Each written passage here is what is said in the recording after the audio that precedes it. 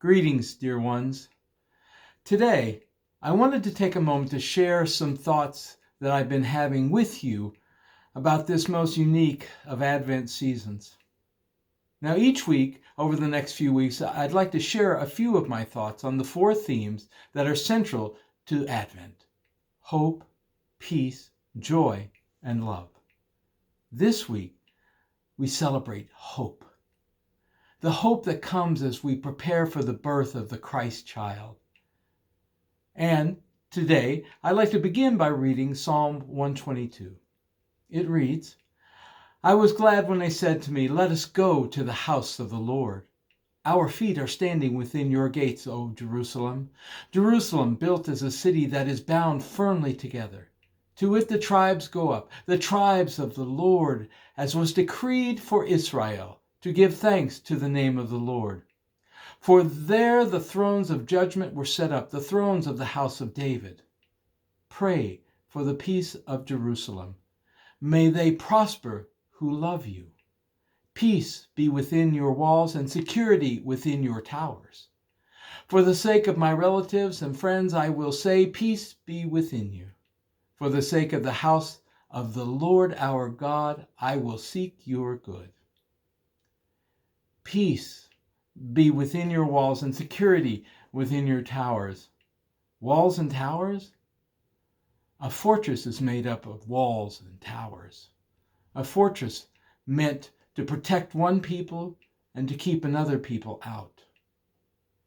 That's certainly one way of looking at Jerusalem, as a fortress meant to exclude all but a select few.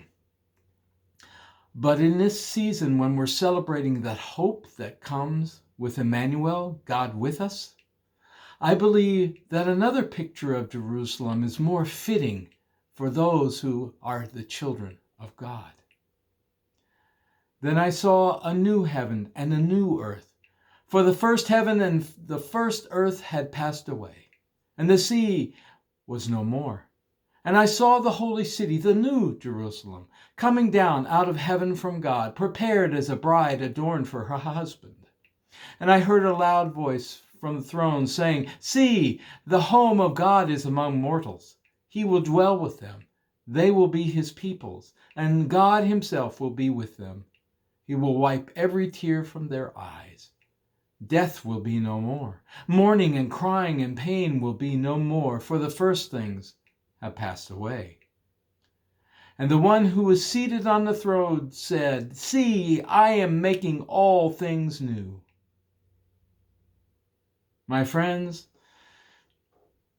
what a different view of Jerusalem that is.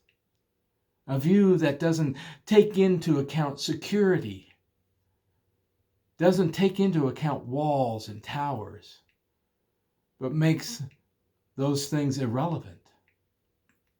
I know we all want security. I know that we all want peace and security for those whom we love, but I believe that that security that excludes others is no security at all. In a world where there's so much fear, particularly in a pandemic, it's natural for people to want to find ways to be secure. But to only want security and peace for our tribe to the exclusion of others is contrary to the will of a loving God. And God does love all people. We are all made in God's image, and to the Creator, we are all indistinguishable. And if we are indistinguishable to God, why do we make distinctions between who is and who isn't worthy of security, who isn't worthy of hope? I know that right now, the most loving thing that we can, each of us, do is to be separated one from another. In fact, right now, the most selfish and unloving act that we can perform is to gather together in groups with those we love.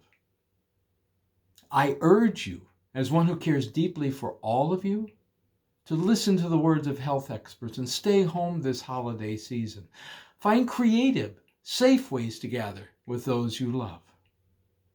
That said, in this season when hope is so desperately needed, let us be willing not to exclude others from those creative gatherings. Find ways to reach out. Find ways to include others.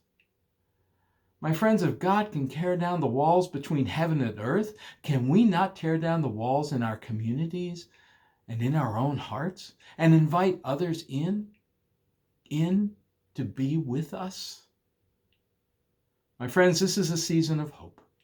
My fervent hope is that you will find ways to tear down the walls that surround you. May God bless you.